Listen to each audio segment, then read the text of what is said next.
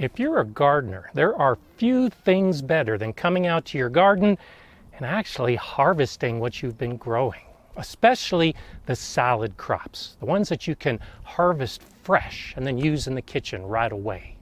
Hi, I'm Gardener Scott, and I discuss everything gardening so that you can become a better gardener. Today, I'll show you how I harvest my salad crops.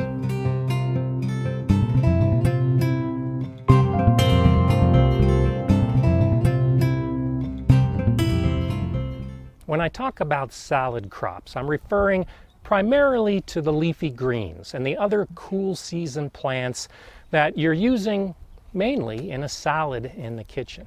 It's plants like radish and lettuce and kale and spinach and chard and beets and other root vegetables where you'll harvest the leaves rather than the roots. There are so many to choose from and they grow very quickly. When it comes time to harvest, it's one of the highlights of the beginning of the growing season. Harvesting the salad crops is a bit different than a lot of the other plants we're growing in our garden. If you harvest tomatoes or cucumbers or melons or squashes, you only harvest the fruit. The plant continues to grow and usually produces more fruit. But when we're talking about these salad crops, we're going to harvest the actual plant. It might be the root, it might be the stalk, it might be the leaves, but the target is the plant itself. You're going to harvest these plants in one of two ways. The first is to harvest the entire plant. So radishes and carrots, for example, you're going to pull the entire plant out of the ground because it's the root that we're after. But so many more of these cool season plants can be harvested using what's commonly referred to as cut and come again, where you don't have to harvest the entire plant.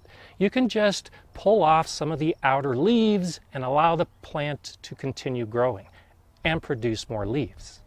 There are a couple important factors as to when you should harvest these plants. These cool season plants do not like the hot conditions of summer. And so when the heat sets in, they become stressed and they start sending up a flower stalk to set the seeds for the next generation. This is called bolting.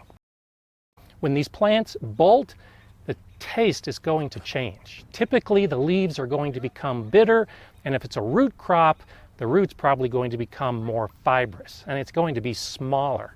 Well, don't wait that long. Try to harvest these plants earlier in the season, before the heat sets in. And then you shouldn't have that issue with bolting. The time of day should also be a consideration when it comes time to harvest. You should try to harvest when it's cool outside, and ideally that means early morning. The plant will be at its peak and the flavors will be at their best. Secondly, you can harvest in early evening, and this works well to come out, harvest something fresh, and use it right away in the kitchen. But if you harvest during the heat of day, well, the plant is a little bit stressed from that hot sun, and that would not only be reflected in the flavor, but the leaves are much more likely to wilt. When you choose your seeds for sowing, learn a little bit about the plant, because the type of plant will give you the best idea for harvest. So the Swiss chard, for instance, I'm growing for the stalk and the leaves.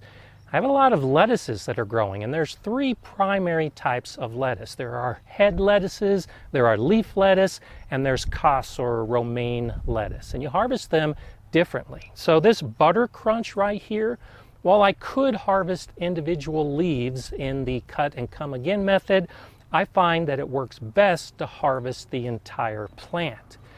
Plants like spinach and kale are ideal for just harvesting a few leaves at a time and allowing the plant to continue. So let me show you how I do this with the different plants, and I'll start with this kale. Now kale is ideal for the cut and come again method, and I'm just using these little clippers to cut off the outer leaves. The inner leaves, the small ones, will continue to grow, and kale is one of those plants that can actually get quite big and tall. And so just harvest off what you need, because while it can store well, I think it's best to just leave it on the plant until it comes time to need it. And then I'll take the leaves and I'll drop them into a bucket of cold water. And the water serves a few purposes. First, it helps clean off what you're harvesting, which is probably going to be pretty dirty. If you don't have a lot of mulch, and even if you do, after a hard rain or with your watering, a lot of the dirt particles are going to bounce onto the leaves. Putting it in water right away helps that fall to the bottom. There might also be insects on what you're harvesting. The water helps get the insects separated from the plants as well. And if you're doing a lot at once, well, the water helps keep everything cool and stops any wilting that happens. If I'm just doing a few things, I'll bring out a bowl, put in what I need, and then go back into the kitchen. But for today, when I'm doing a lot, a bucket of water is the key. I also use the cut and come again method for plants like this speckled lettuce and this spinach right next to it. Now these are much more tender plants, and so I can just get in and use my thumb and my finger to either tear apart or tear off the leaves. And with a leaf lettuce like this, I'll do the same thing. I'll get in and I'll just pinch out the larger leaves that are around the edges. A lot of them have dirt on it. Good thing I have this bucket of water. And I'll allow the rest of this plant to continue growing. But these small tender leaves are going to be delicious, and this spinach is going to be great as well. Into the bucket of water. Now don't worry if you've got a big hole that's been chewed into a leaf from some type of insect. If you don't like the look of it, then use the rest of the leaf, but there's really nothing wrong with this. I like to grow plants like mustard just outside my kitchen door in my green stock, and then come out and pick a few of these spicy leaves just to add flavor. Another perfect cut and come again crop. This is another lettuce. It's Quake variety, and I prefer to harvest it when it's small like this and it's closer to a head lettuce. If you allow it to grow, it forms a pretty nice head. But if you look closely, you'll see that it's actually starting to bolt. This is the beginning of the flower stalk that'll come up. While I can also harvest the outer leaves, I'm going to harvest these as a head. And a couple ways to do that. You can either pull the whole plant out of the ground, and you can see the root. And then I'll take my hand pruners and I'll just prune off the root to leave this head that I'll put into the bucket of water. Or you can get to the base of the plant and also using the pruners just cut it off and leave the root in to decompose and help benefit the soil. Some of these outer leaves are not going to be very good. They've already started to break down. They're very dirty. So I'll peel them off and just drop them on the surface. And this is exactly what the commercial growers do as well. Into the bucket this goes. A lot of the root crops that we're growing have delicious leaves. These beets, for instance. I'm not ready to harvest the root quite yet, but I can harvest a lot of these outer leaves.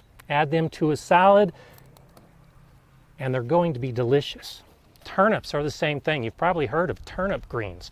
Well, I'm not ready to harvest the turnip root yet, but I can easily harvest some of these turnip greens to cook or eat raw in a salad.